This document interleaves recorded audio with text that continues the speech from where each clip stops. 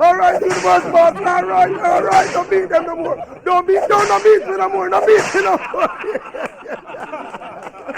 Another half century from the universe boss. Another win for the Kings 11 Punjab in the IPL.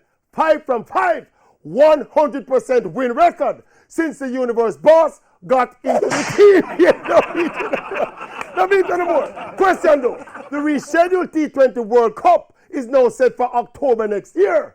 Based on what we're seeing now from Chris Gayle, should the West Indies selectors have him in their plans as we look to defend the World T20 title? I mean, Gayle will be 42 next year, but if his form continues, I think he should be on the plane to Australia if he's even to come off of the bench.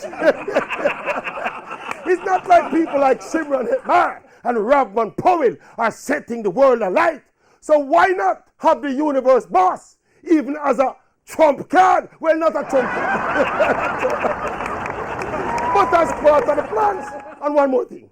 Chris Gayle is still to date the greatest ever batsman in T20 cricket, but as an overall legend of the game across all formats, Test cricket, 2 triple centuries and over 7,000 runs, over 10,000 ODI runs, and in T20, the boss of the universe. How legendary is Chris Gayle as an overall batsman? Yes. How great is